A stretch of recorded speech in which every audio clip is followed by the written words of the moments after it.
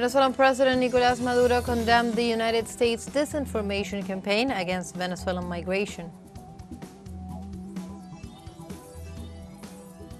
Mexican President Claudia Sheinbaum highlighted a recent report by the World Bank, which unveiled 11 million Mexicans were lifted out of poverty during the administration of President Andrés Manuel López Obrador.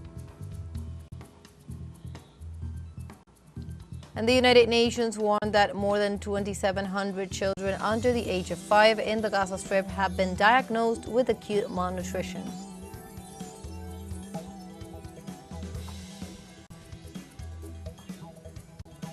Hello and welcome to From the South. My name is Belén de los Santos. I'm from the teleSUR studios in Havana, Cuba. We begin with the news.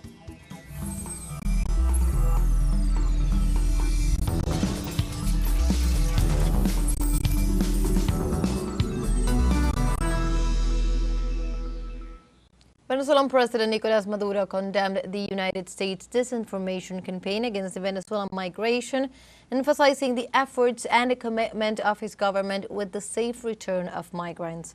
During the swearing-in ceremony of the governor-elect of the Aragua state, Johanna Sanchez, the president described as false the document issued by the Trump administration, which points to the alleged refusal of the Venezuelan state to receive its nationals in the U.S.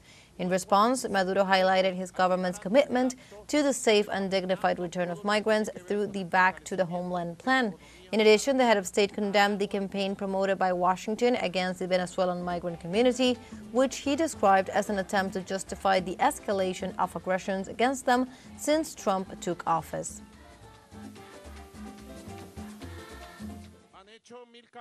They have run 1,000 campaigns saying the Aragua trained this, the Aragua trained that. No, Aragua is the birthplace of the homeland. It is the cradle of a hard-working, honest, sincere, patriotic people who defeated the Aragua train. We defeated it here. President Donald Trump, from the Samanda Guerre, where the liberator was during the admirable campaign. President Donald Trump, from the Samanda Guerre, where our commander Chavez was 42 years, 5 months and 19 days ago, swearing allegiance to the homeland, swearing allegiance to the revolution. I send you a message. Do not let yourself be poisoned against Venezuela anymore. They poison you every day with lies. Also in Venezuela, a new group of 192 nationals was welcomed at the Simón Bolívar International Airport in Maiquetía on a flight from Texas as part of the government plan Return to the Homeland.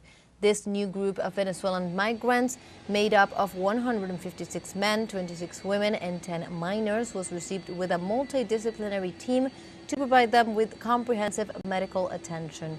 It is noteworthy to highlight that this governmental plan has facilitated the comeback of nearly 5,600 Venezuelans, supported by a humanitarian program. The Maduro administration has denounced several times families' separations due to Trump's immigration policies. And in this flight, they managed to reunite 2 brothers who had been split up from their families for 6 months.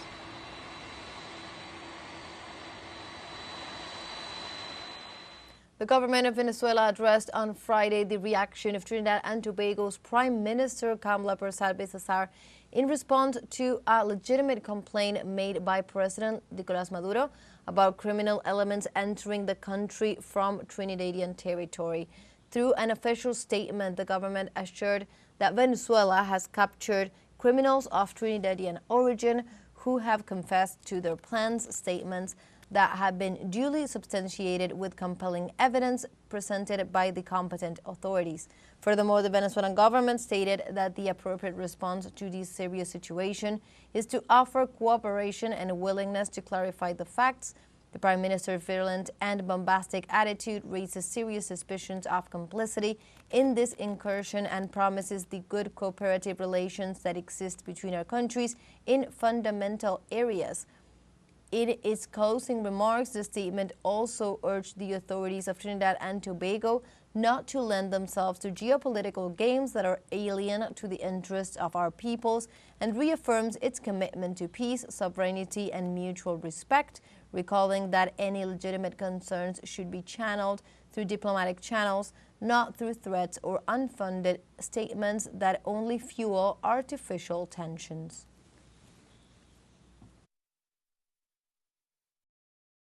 And at this moment, we go live to Venezuela, where in the framework of the first Agro-ALBA Expo Fair, the Ministers of Agriculture and Fisheries of different ALBA countries are holding their first joint meeting. Let's see. On imports in our country. In the years 2007 until now, the sector of agriculture has experienced a growth Caracas as the ALBA TCP meetings of Ministers of Fisheries and Agriculture is underway. They are collaborating in this effort after this motion was presented on the summit that took place last December in an effort to strengthen cooperation between ALBA TCP countries. Let's listen to some of these statements. And in livestock that I did mention before, this data reflects a robust growth of the sector, consolidating Nicaragua as a country, as a sector that is a dynamic livestock and with continually growing and facilitating the growth of the metrics of agro-export, maintain as these items to beef, the dairy products, coffee, the red beans, tobacco, sugar cane, plantain, cocoa, as well as other aspects. And we have implemented also policies and strategies in agriculture for the development, rural development and social productive elements that have made advances in the sector of food with diverse investments made, the public and private, with one sound support with respect to legal systems and social also property. In the last 16 years, our good government, the revolution that Sandinist government has fostered advances in the structurally that are significant, that have been crucial for the development of Nicaragua. One of the most areas that can highlight is the investment in infrastructure. Those were the statements made by the Ministers of Fisheries and Agriculture in this first joint meeting in the framework of the Agro-ALBA Expo Fair in Caracas. Now we move on to other topics. Haitians expressed Thursday their rejection to the U.S. travel ban, which was even condemned by U.S. Congressman Mike Lawler.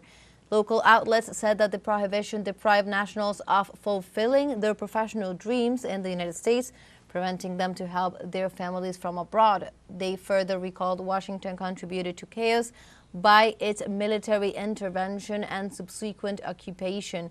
Meanwhile, the U.S. congressman stressed that Haitians needed support and not a ban due to the fact that over 1,600 Haitians had been killed in just the first 3 months of 2025, in addition to 1 million nationals that were forced to be displaced. Overall, both Haitians and Lawler agreed that the travel ban would make the Haitians' humanitarian situation worse. Now we have a short break coming up, but first, remember you can join us on TikTok at teleSUR English, where you will find news in different formats, news updates, and much more. We'll be right back. Stay with us.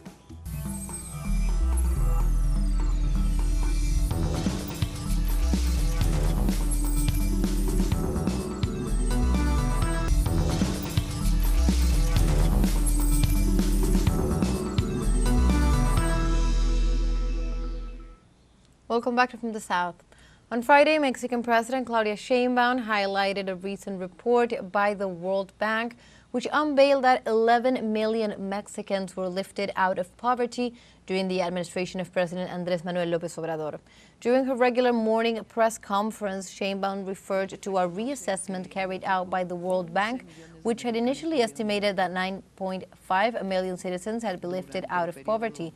The president addressed how the institution reassessed their methodology and acknowledged that 11 million Mexicans had been lifted out of poverty during the President of López Obrador's term from 2018 to 2024. In this context, Sheinbaum emphasized the country's economic indicators, stressing that on the current year, in the face of international economic difficulties, there is a very good perception of the domestic markets. Hasta 2022 hacen una... We go now to Cuba as President Miguel Diaz-Canel discussed with senior officials the recent measures announced by the telecommunications company ETEXA. The Cuban head of state stressed that the government will assist the vulnerable people and denounce the consequences of the blockade imposed by Washington. On the other hand, Diaz-Canel said that the decision to implement these measures is the result of the confluence of a series of internal and external factors that have created a complex technological situation that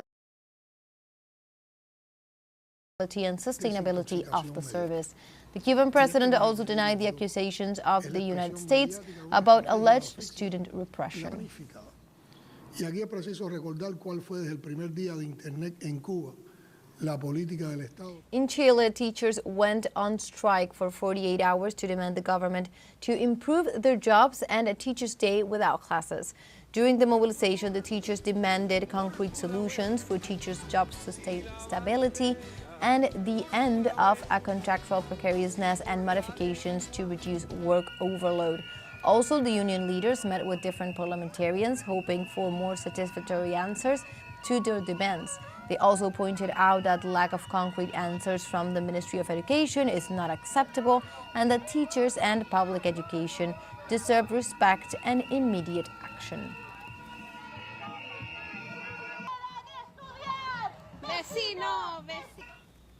Bolsonaro supporter Congresswoman Carla Zambelli, accused by Brazil's Supreme Court of Justice of illegally entering false data in the National Council of Justice, was placed on Interpol's red list. Zambelli was sentenced by the Supreme Court to 10 years and 8 months in prison, but fled the country across the border with Argentina to the United States. In this regard, Minister Alexander de Moraes of the Federal Supreme Court had ordered her preventive arrest for non-compliance with court orders. The G1 website reported that the Congresswoman is in Italy, where she arrived before her name was formally included in the international wanted list. But until the day before, the Congresswoman's own advisors said that she was in the United States.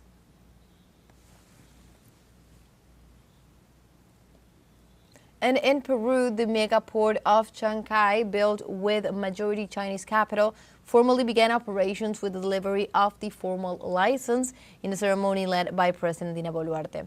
The authorities reported in a statement that the delivery of the license took place in Chancay, a town located some 80 kilometers north of Lima. Boluarte pointed out that the trade generated in this port terminal will contribute 1.8 percentage points to the Peruvian GDP and will generate 7,000 direct and indirect jobs. Last March, Chinese sources pointed out that the direct maritime route between Chancay and the Chinese city of Shanghai had mobilized 22,000 tons of cargo in its first 2 months of operation.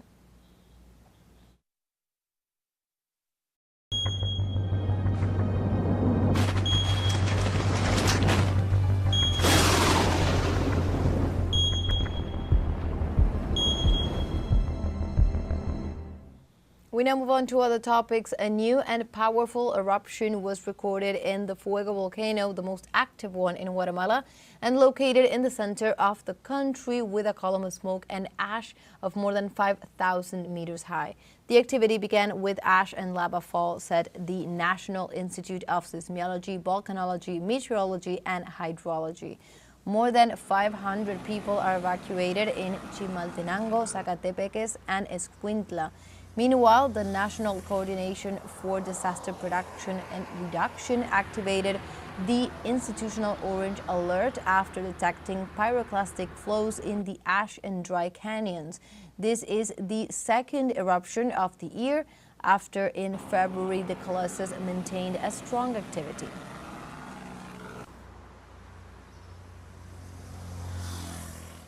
Pakistan's children were losing weeks of education each year to school closures caused by extreme weather, prompting calls to rethink their learning schedules.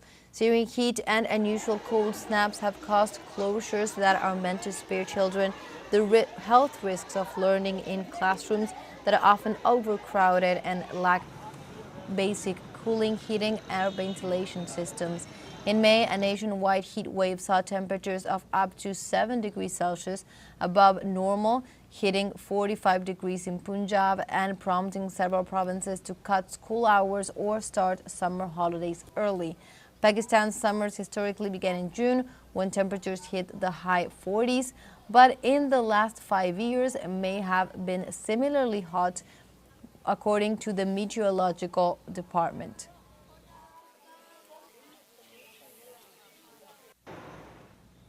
The 2025 Shanghai International Carbon Neutrality Expo opened, drawing over 300 enterprises from 15 countries and regions to participate. Themed Path to Carbon Neutrality, the exposition showcases the latest low-carbon technologies and products around the globe. With many of the exhibits already put into practice, the expo attracts global low-carbon practitioners to investigate the new developments in the green industry. Local power company vowed to take full advantage of Shanghai's offshore wind power and has planned long-term projects to promote green energy development in the city. This year's expo has established a special section targeting the country's policy of promoting large-scale equipment upgrades and consumer goods trade-ins.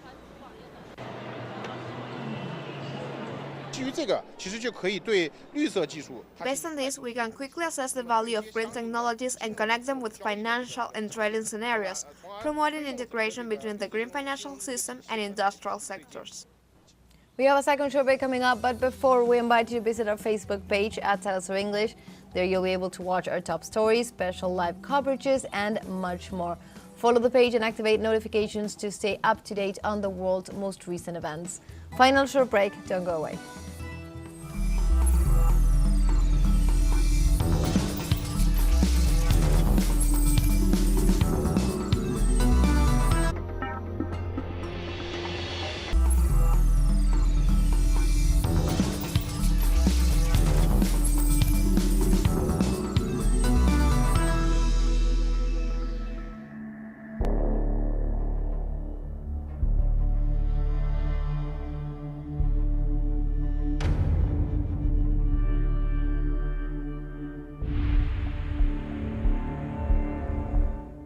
Welcome back from the South. We continue with more information. The United Nations warned that more than 2,700 children under the age of 5 in the Gaza Strip have been diagnosed with acute malnutrition, raising the number of children suffering from this serious physical condition since the last assessment in February.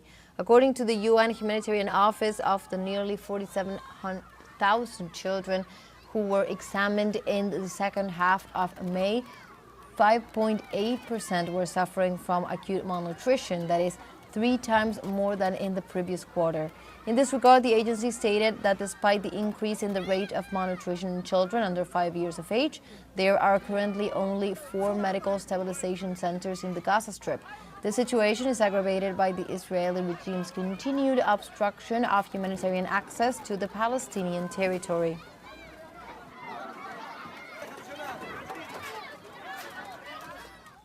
At least 9 people were killed in new Israeli attacks in the South Gaza Strip. The Zionist regime continues its genocidal campaign as Palestinian Muslims celebrate the holy day of Eid al-Adha. 4 civilians were killed and others were injured when an Israeli drone bombed a cell phone charging point among tents for displaced persons in western Khan Yunis. In addition, 4 other people were killed by an occupation army attack on an aid distribution center west of Rafah. The genocidal campaign launched by Israel in October of 2023 has claimed the lives of at least 54,677 people, mostly children and women, while more than 125,000 have been wounded and thousands of corpses lie under the rubble of the devastated Gaza Strip. Israeli Prime Minister Benjamin Netanyahu confirmed to be delivering weapons to a Palestinian group opposing the Hamas resistance movement. The Prime Minister advanced to support the Abu Shabab clan, a Gazan militia opposing Hamas, to increase their leverage in the enclave. Netanyahu admitted that the incorporation of such armed group would safeguard the lives of dozens of soldiers of the Israeli occupation forces. In addition to having acknowledged the transfer of arms to this Palestinian militia, the Israeli regime confirmed its collaboration in mounting criminal raids and theft of humanitarian aid, which worsened the crisis of the Palestinian people in the Strip.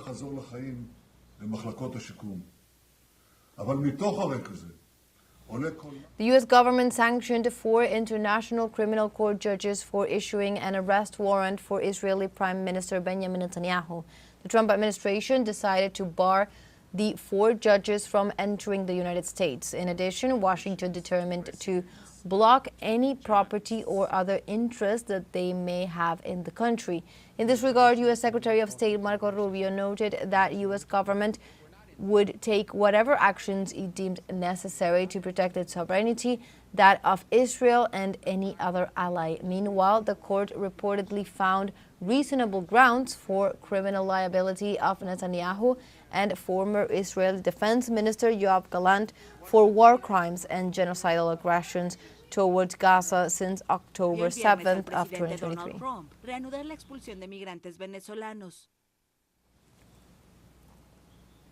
On Friday morning, more than 80,000 Palestinian Muslims gathered at the Al-Aqsa Mosque to perform the Eid al-Adha or Feast of Sacrifice prayers. The faithful arrived early in the morning at the complex despite the strong Israeli security presence at the gates of the complex and throughout occupied East Jerusalem, according to the Wafa agency.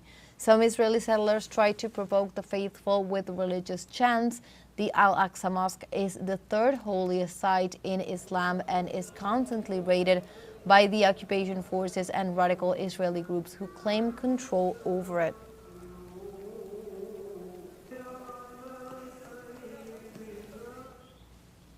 Also in Saudi Arabia, hundreds of thousands of pilgrims performed the stoning of the devil on Friday in the Mina Valley, marking one of the final rituals of the Hajj season. On the first day of Eid al-Adha, pilgrims performed the ritual, which involves throwing 7 pebbles at each of 3 stone pillars that represent Satan. The stoning follows a series of spiritual steps that form the core of the annual Islamic pilgrimage. On Thursday, pilgrims stood in prayer on Mount Arafat, considered one of the holiest sites in Islam. Then on Friday, the nearly 1.6 million pilgrims from over 180 countries began their journey from Mount Arafat to Muzdalifah, concluding one of the most significant stages of the Hajj pilgrimage.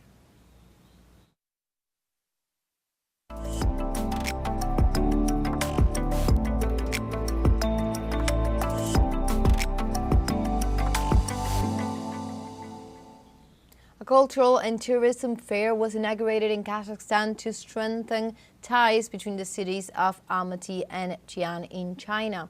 The event kicked off with a traditional Chinese dance show and featured various performances, including Chinese opera and Kazakh folk dance.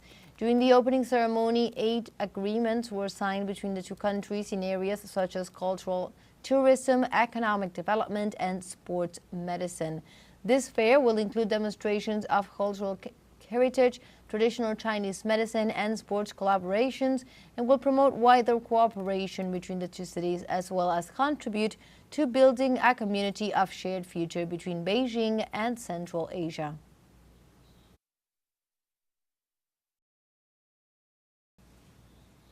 In Peru, the 8th ICA 2025 International Book Fair will offer more than 50 activities for all audiences, from book presentations to theater and music. This year, the fair will be held from June 9th to the 22nd at the Plaza de Armas of Ica and will pay tribute to the Iqueño writer José Vázquez Peña, with the participation of outstanding authors such as Paula Ilavaca, Pedro Salinas, and Patricia del Rio. In addition to the theatrical group, Yuya Cani will present Maria Jota, a conference on the life of one of the first feminists of Peru. This fair has consolidated itself as the main literary meeting in the country, promoting reading and cultural exchange. And like this, we have come to the end of this news brief. You can find these and many other stories on our website at telesurenglish.net. Also join us on social media. We are on Facebook, X, Instagram, Telegram, and TikTok as well. For teleSUR English, my name is Berendero Santos. Thank you for watching.